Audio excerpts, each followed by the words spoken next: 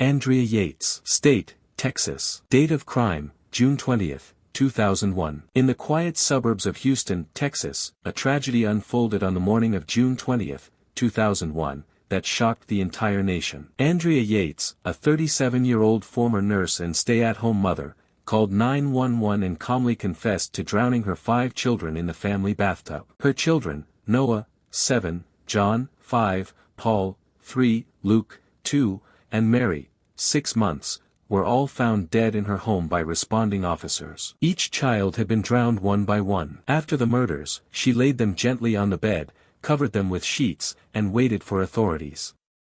Andrea had a long and documented history of severe postpartum depression, psychosis, and hallucinations. Her mental health had declined dramatically after the birth of each child. Despite multiple hospitalizations and warnings from psychiatrists that having more children could worsen her condition, she continued to grow her family. Partially due to religious beliefs and pressure from her husband, Rusty Yates. In the weeks leading up to the tragedy, Andrea's mental condition had deteriorated significantly. She stopped taking her medication and began expressing beliefs that she was a bad mother and that her children were going to hell. On the morning of the murders, she waited for her husband to leave for work before carrying out her plan. The case quickly became one of the most controversial and emotionally charged criminal trials in American history. At her first trial in 2002, Andrea was convicted of capital murder and sentenced to life in prison. However, that verdict was later overturned due to false testimony by a prosecution witness. In a second trial in 2006, Andrea was found not guilty by reason of insanity and was committed to a high-security mental health facility, where she remains to this day. She is not eligible for release unless deemed no longer a threat. Andrea Yates' case ignited a national debate around mental health, motherhood, the criminal justice system, and the treatment of postpartum disorders. Many viewed her as a cold-blooded killer, while others saw her as a victim of a broken mental health system.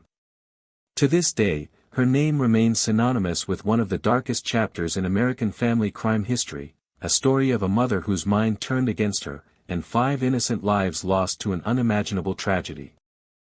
She claimed a stranger had taken her children and tearfully pleaded on national television for their safe return. But 9 days later, the truth would unravel, shocking the nation. Susan Smith, a mother from Union, South Carolina, drowned her own sons and let the world believe they'd been kidnapped.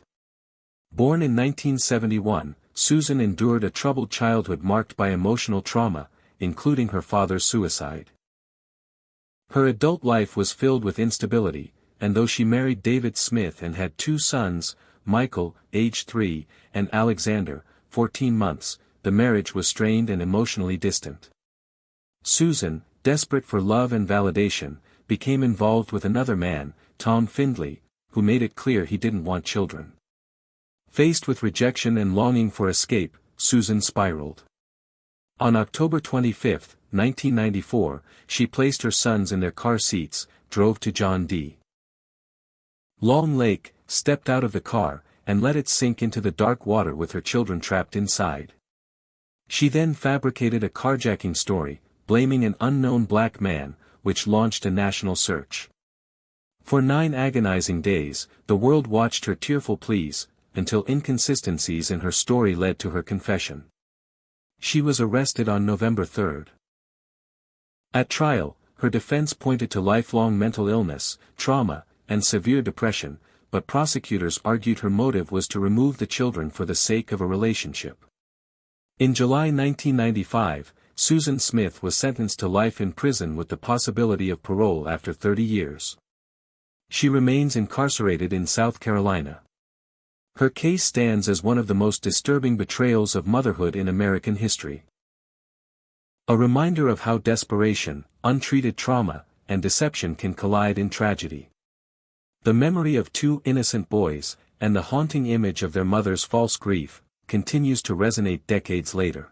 It began with panic and flashing lights. Diane Downs pulled into the Mackenzie Willamette Hospital in Springfield, Oregon, on the night of May 19, 1983, claiming she and her 3 children had been shot by a carjacker on a rural road. The scene was chaotic. Her 7-year-old daughter Cheryl was already dead. Her 3-year-old Danny was paralyzed from a bullet to the spine, and her 8-year-old Christy had been shot in the chest and was barely clinging to life. Diane herself had a gunshot wound in her forearm. She told police a man had flagged her down, demanded her car, and opened fire when she refused. But something didn't add up. As investigators examined her story, details began to crumble. Diane's calm and detached demeanor raised suspicion. She didn't cry, didn't ask about her children's condition, and seemed more concerned with herself than with what had happened. The nature of her injury. Superficial compared to the brutal wounds of the children, only deepened doubts. Ballistics matched the bullets to a .22 caliber handgun Diane owned but claimed not to have. Then came her diaries and letters, revealing an obsession with a married man named Robert Knickerbocker, who had broken off their relationship and made it clear he didn't want children. Diane, desperate to be with him, saw her children not as family, but as obstacles. When her daughter Christy regained the ability to speak weeks later, her chilling words sealed the case: "My mom shot us." That testimony, delivered by a traumatized child in a courtroom, stunned the nation. During the trial, Diane Downs acted disturbingly unfazed, smiling, laughing, even flirting with reporters. The media dubbed her a narcissist and sociopath, and the jury agreed. In June 1984, she was found guilty of murder, attempted murder, and assault, and was sentenced to life in prison plus 50 years.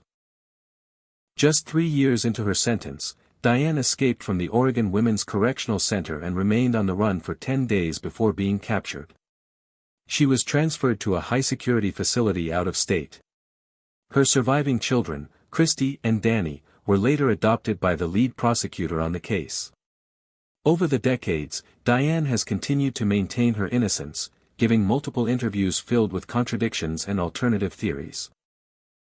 But the evidence, the confessions, and the testimony of her own daughter have left little room for doubt. Diane Downs remains one of the most infamous figures in American criminal history, a mother who betrayed her children for love, attention, and control. Her story is still studied today as a chilling case of manipulation, obsession, and the darkness that can hide behind a smile.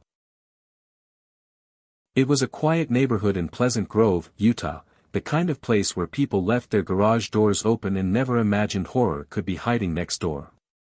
But in April 2014, a man cleaning out a garage made a chilling discovery that would reveal one of the most disturbing cases in American criminal history. Inside a small cardboard box, he found the body of a newborn baby, wrapped in plastic, hidden away like trash. That man was Darren West, and the home belonged to his estranged wife, 39-year-old Megan Huntsman. He immediately called police, and what investigators found next would shock even the most experienced detectives. Behind the garage walls, they uncovered the remains of 7 infants, each stored in boxes, each concealed in plastic, and each a victim of their own mother. As the investigation unfolded, Megan Huntsman calmly admitted to killing 6 of her newborn babies between 1996 and 2006. One of the 7 babies, she said, was stillborn. The others, she confessed, she had strangled or suffocated just moments after birth. Her reason? She claimed she was addicted to meth and believed she couldn't care for more children. But she continued getting pregnant, and continued hiding the consequences in her own home. What stunned many was how no one noticed. She wore baggy clothes, avoided doctors, and claimed to have had miscarriages or lied about never being pregnant. Her husband, though present during many of the years the murders occurred, was incarcerated for drug-related offenses for part of that time and claimed to have never known. Megan had 3 living daughters, all unaware of the horrors their mother was hiding just feet away. In court, prosecutors described the murders as cold and calculated. There was no panic. No delusion. Just a decade-long pattern of silencing newborn cries to keep up appearances. Megan showed little emotion during proceedings, simply stating that she was sorry and ashamed. In 2015, she was sentenced to 6 counts of murder, receiving up to life in prison for each charge. She is serving her sentence at the Utah State Prison. Her case left investigators, psychologists, and the public with a haunting question: how could a mother carry 6 pregnancies to term, alone, in secret, and then murder her own babies without a single person noticing for 10 years? The Megan Huntsman case remains one of the darkest examples of concealed pregnancies and maternal homicide in the modern era. A story of addiction, secrecy, and quiet horror, unfolding behind the closed doors of a suburban garage. Theresa Knorr's story isn't just about murder, it's about prolonged torture, delusion, and the terrifying power one person can hold over their family.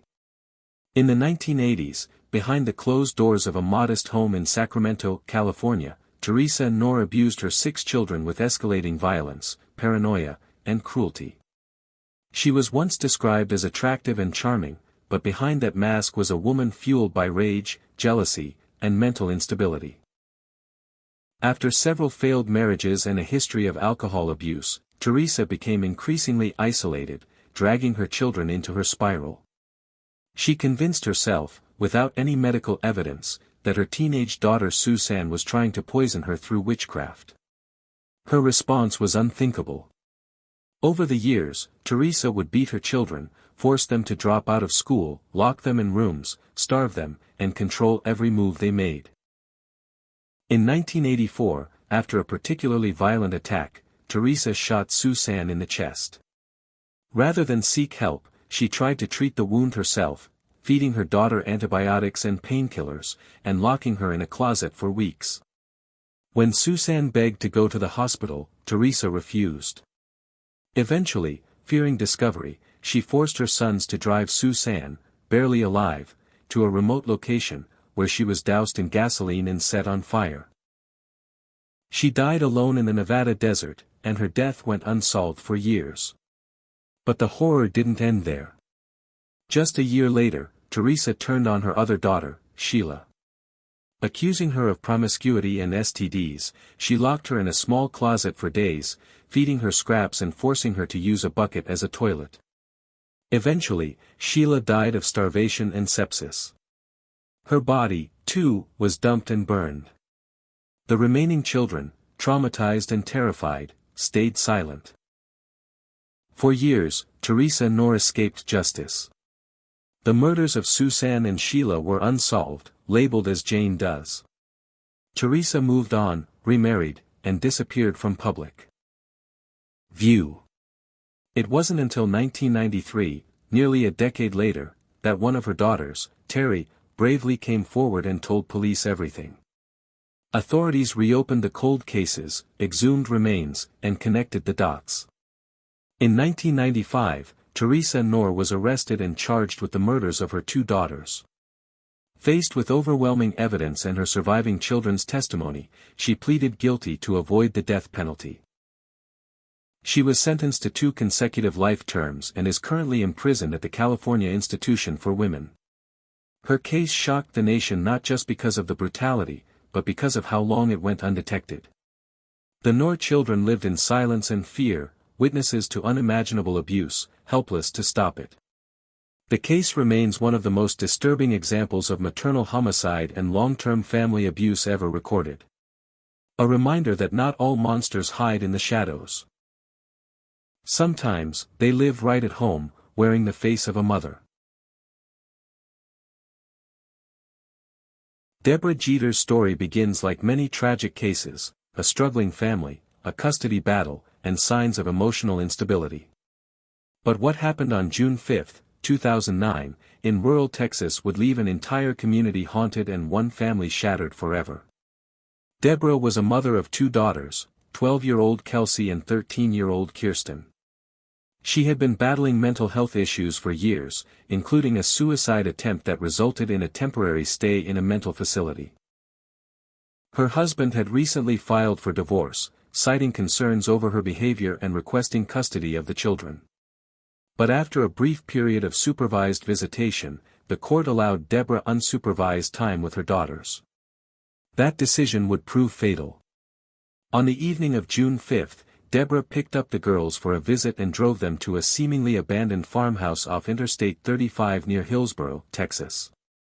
She told them she had a surprise for them, something fun. But as they entered the property, the mood shifted. Debra pulled out a knife and attacked both girls in a sudden, brutal frenzy. She first turned on Kelsey, stabbing her repeatedly. Kirsten, though also wounded, tried to escape and begged her mother to stop.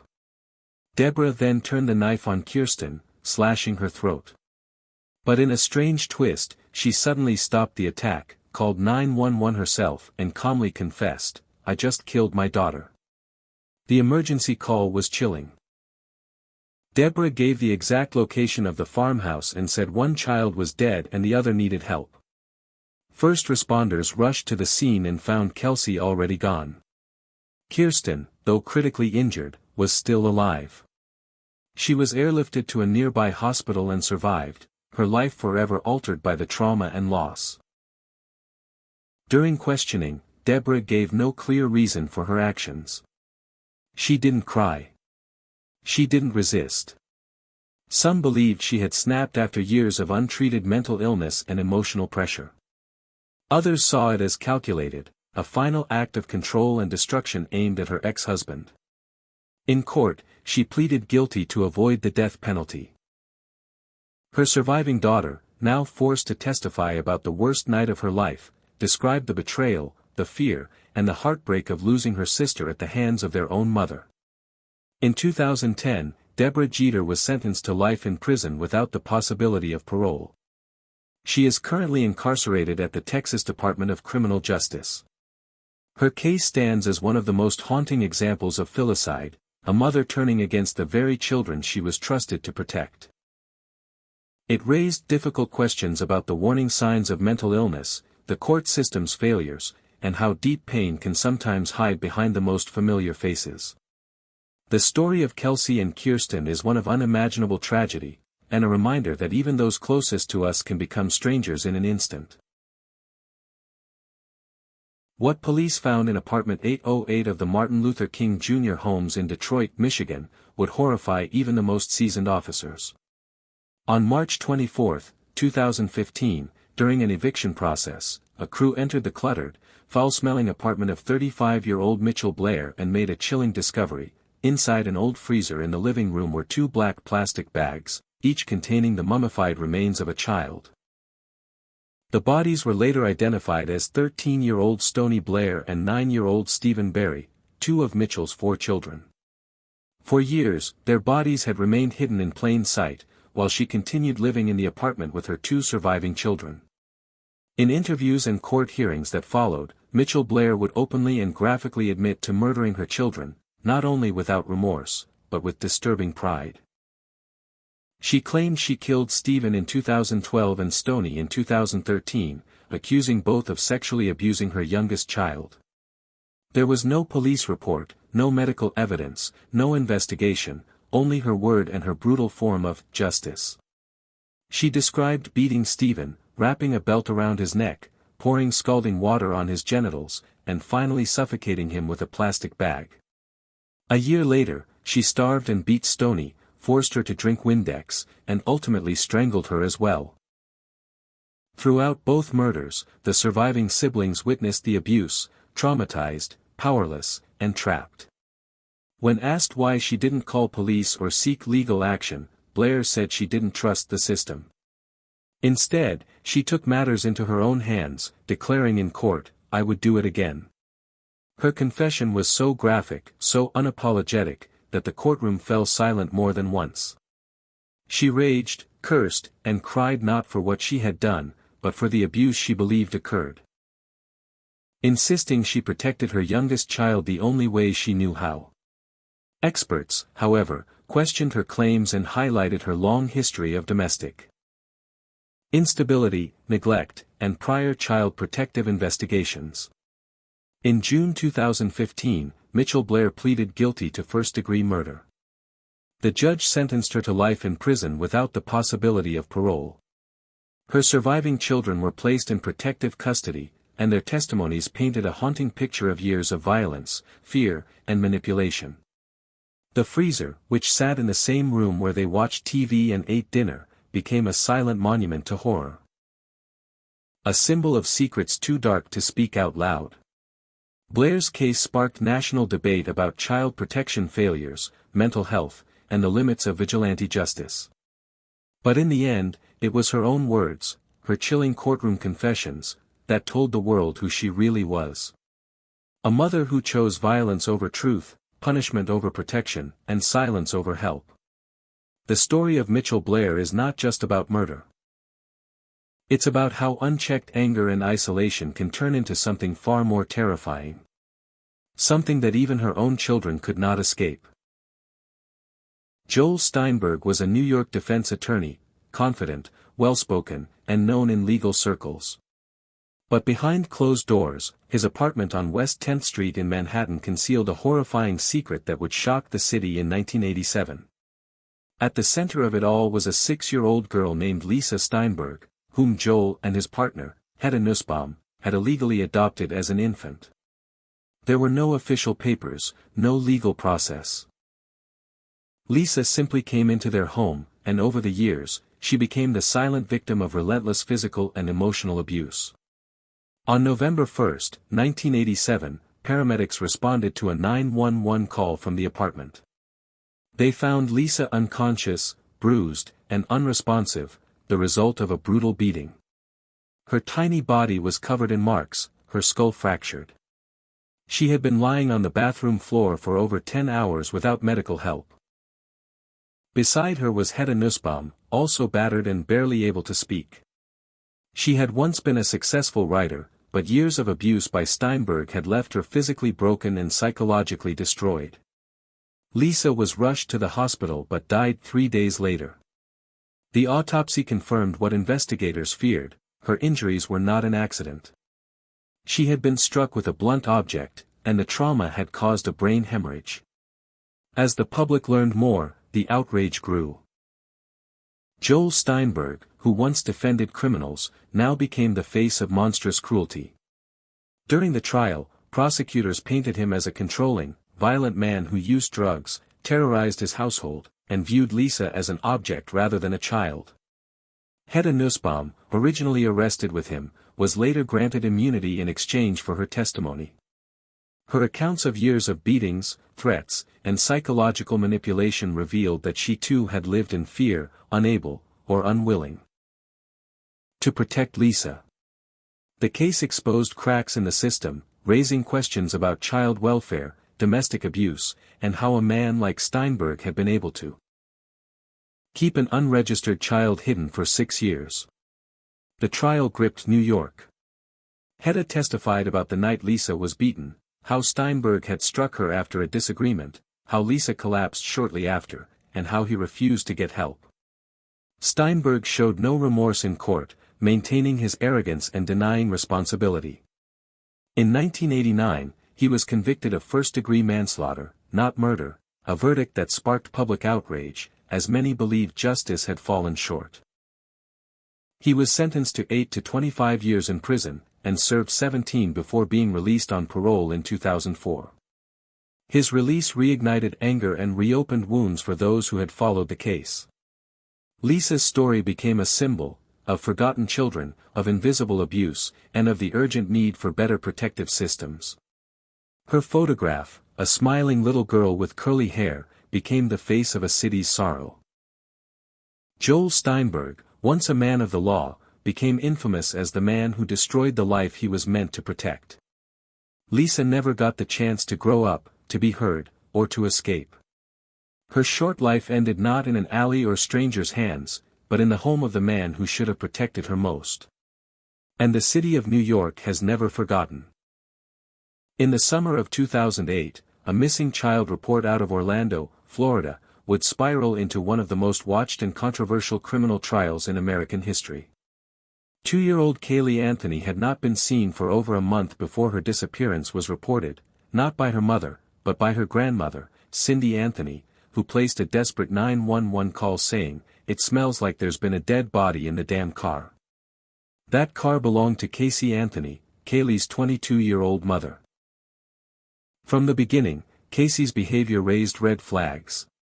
While her daughter was missing, Casey was seen out partying, entering a hot body contest, and posting photos online, all while claiming Kelli was with a babysitter named Zenaida Gonzalez, a woman who didn't exist.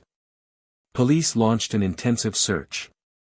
Investigators discovered inconsistencies in Casey's statements, from lying about her job at Universal Studios to fabricating stories about friends and timelines. Her actions, along with a trail of misleading details, made her the primary suspect. In December 2008, Kelli's skeletal remains were discovered in a wooded area near the Anthony home, her skull wrapped in duct tape, her body in a trash bag, thrown into the underbrush. The medical examiner ruled the death a homicide but could not determine the exact cause. In 2011, after years of investigation and media obsession, the trial of Casey Anthony began. Prosecutors claimed she murdered her daughter to escape the responsibilities of motherhood and return to a carefree lifestyle. The evidence, they said, included internet searches for chloroform, the presence of human decomposition in Casey's trunk, and her pattern of lying.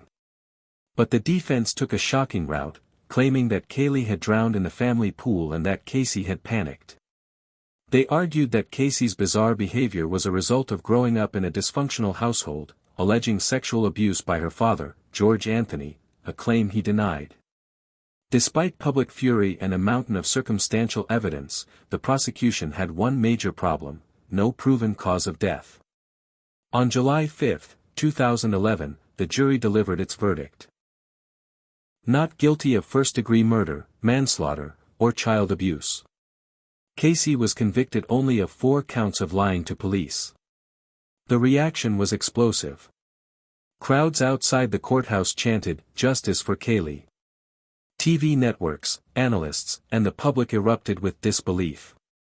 Many believed that Casey had gotten away with murder. Her trial became a case study in media influence, jury psychology, and the burden of proof in the justice system. After her release, Casey Anthony disappeared from the public eye, living under assumed names and in near isolation. In later interviews, she maintained her innocence, saying she still wasn't sure how her daughter died. The case remains unresolved in the minds of many, a story of a beautiful child lost too soon, a mother accused but acquitted, and a nation still divided over what really happened in that Orlando home. Kelli Anthony's memory lives on, her face still etched in the hearts of millions who followed her story. And Casey Anthony remains one of the most polarizing figures in true crime history, a symbol of doubt, mystery, and justice that may never fully be served. Lori Vallow Daybell's story is one of the most chilling and bizarre cases in recent American criminal history. What began as a series of suspicious disappearances quickly spiraled into a tangled web of religious extremism, multiple deaths, and calculated deception, ending in the tragic discovery of 2 children's remains buried in a backyard. Lori Vallow was a seemingly average suburban mother from Arizona, known for her beauty pageant past and cheerful demeanor. But beneath the surface, Lori had begun to adopt increasingly radical religious beliefs, including the idea that the end times were near and that some people, including her own children, were possessed by dark spirits. In late 2019, concern grew when Lori's 2 children, 7-year-old Joshua, J.J. Vallow and 16-year-old Tylee Ryan, suddenly vanished. Lori offered vague explanations to friends and family, claiming the kids were safe, but refused to provide any proof of life. Even more alarming, Lori had recently moved to Idaho with her new husband, Chad Daybell, a self-proclaimed prophet and doomsday author, just weeks after the suspicious death of his previous wife, Tammy Daybell. When police conducted a welfare check at Lori's home in November 2019, they found neither child. Days later, Lori and Chad fled the state. As pressure mounted, investigators discovered a pattern of deaths surrounding the couple. Lori's brother had shot and killed her previous husband, Charles Vallow. Earlier that year, Tammy Daybell had died in her sleep under mysterious circumstances, and now Lori's children were missing.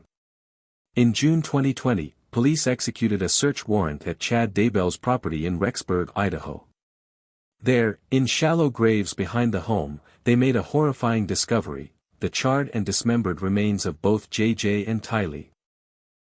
The children had been brutally killed and buried just steps from the Daybell home.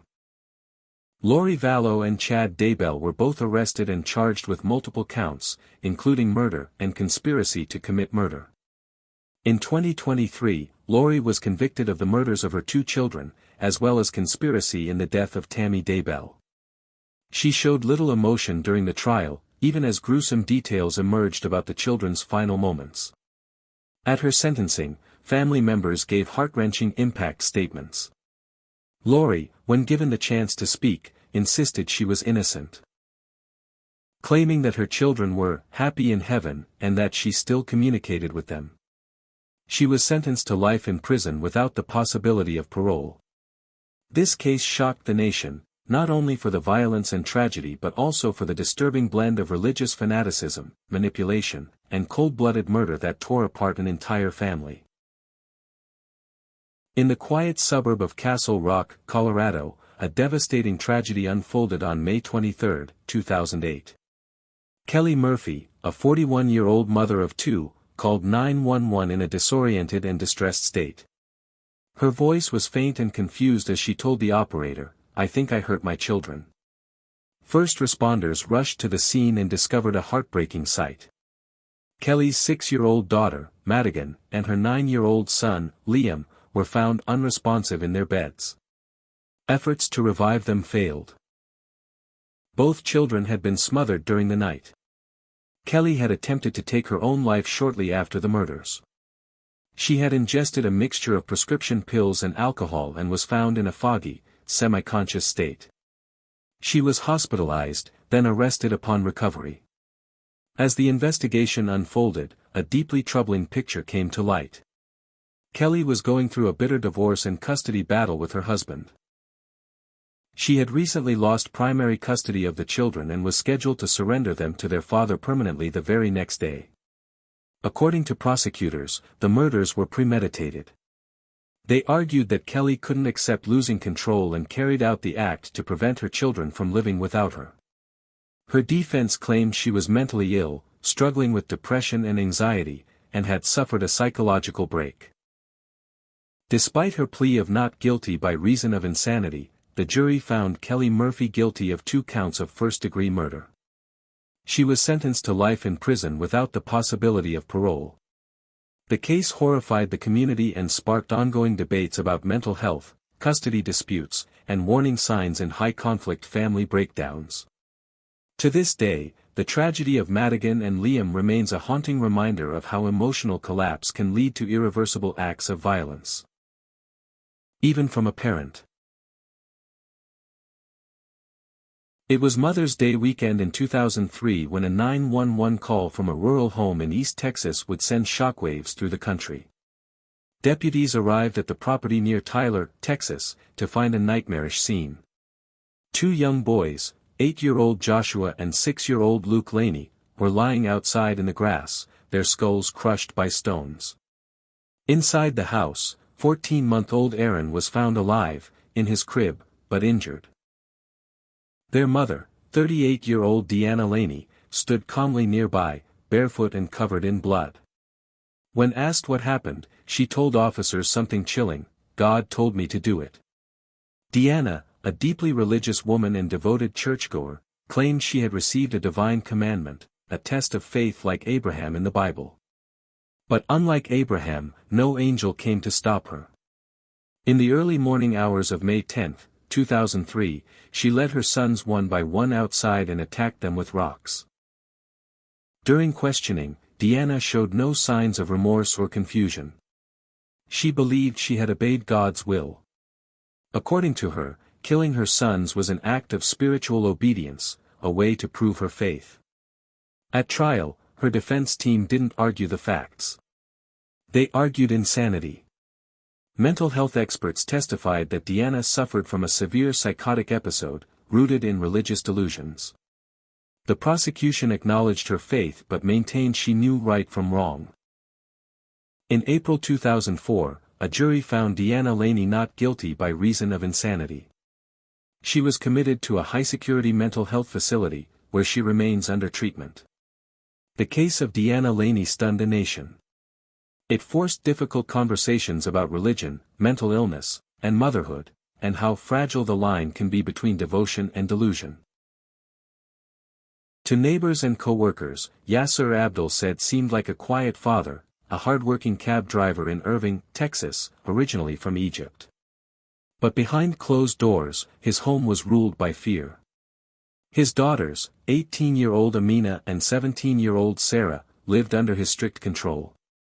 They weren't allowed to date, speak freely, or live like typical American teens. Yaser called it honor. His daughters called it terror. By 2007, Amina and Sarah had had enough. They confided in friends and teachers about physical and emotional abuse. Amina even told a teacher that her father had threatened to kill her. With the help of their mother, Patricia, they fled the state, hoping to escape the violence for good.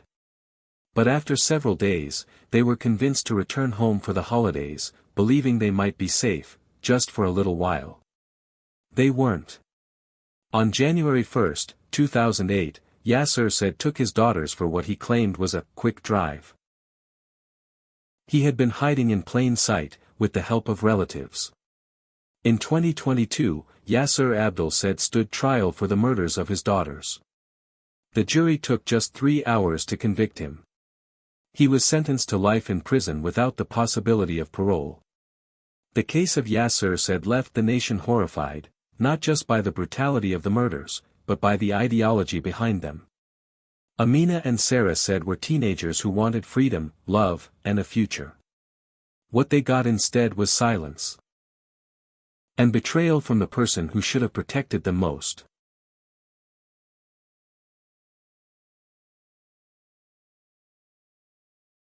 Sarah Barris was a mother of 6 living in Sheffield, England.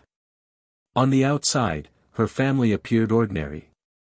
But in May 2019, the world discovered a horrifying truth. Alongside her half-brother and co-parent, Brandon McKinn, Sarah Barris carried out the unthinkable. She murdered her 2 teenage sons, 13-year-old Tristan and 14-year-old Blake. The motive was as disturbing as the crime itself. The pair feared the children would be taken into care and expose their incestuous relationship. In a chilling plan, Sarah and Brandon first attempted to poison all 6 of their children with a mixture of prescribed pills. When that failed, they strangled Tristan and Blake with a dressing gown cord and attempted to drown one of the younger children in the bathtub. The murders shocked the UK, not just for their brutality, but because they were committed by a mother and a father. During the investigation, it was revealed that social services had long been involved with the family, and both parents had expressed fears of losing control. In court, both Barris and McKinn pleaded guilty to the murders and were sentenced to life in prison with a minimum term of 35 years. The case became one of the most tragic examples of how generational trauma, secrecy, and untreated mental illness can collide, with devastating consequences for innocent lives. Amy Hebert lived in the quiet town of Matthews, Louisiana, a seemingly ordinary mother navigating a painful divorce and custody battle. But on August 20, 2007, the facade shattered. That morning, Amy's mother arrived at her home and discovered a nightmarish scene. 9-year-old Camille and 7-year-old Braxton, Amy's 2 children, were dead in their bedrooms, each stabbed multiple times. Amy was found nearby, severely wounded from self-inflicted injuries. As investigators unraveled the events, a chilling motive emerged. Amy had recently lost custody of her children to her ex-husband, and resentment had grown into something darker. Prosecutors argued that the killings were driven by revenge, a deliberate attempt to inflict the deepest possible pain on their father. During the trial, Amy's defense cited severe depression and mental instability, claiming she acted in a dissociative state. But the jury saw otherwise. In 2009, Amy Hebert was found guilty of 2 counts of first-degree murder and sentenced to life in prison without parole.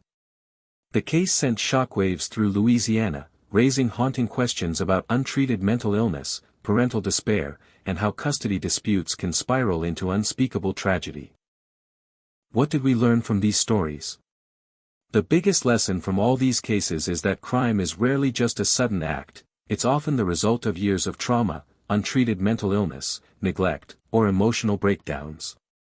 These stories don't just tell us what happened, they hint at why it happened, which is even more important. Where was all this information viewed from? All the cases and scripts shared with you are based on verified public records, news reports, legal documentation, psychological reports, and real-world court outcomes, not fiction or guesswork. These sources are usually accessible through court transcripts, documentaries, and major media outlets. And the core lesson? The darkest stories often hide the loudest cries for help that were ignored. This means behind many tragic crimes are missed warnings, ignored mental health issues, and unseen suffering. If we, as a society, focused more on early intervention and emotional support, many of these stories might never have happened.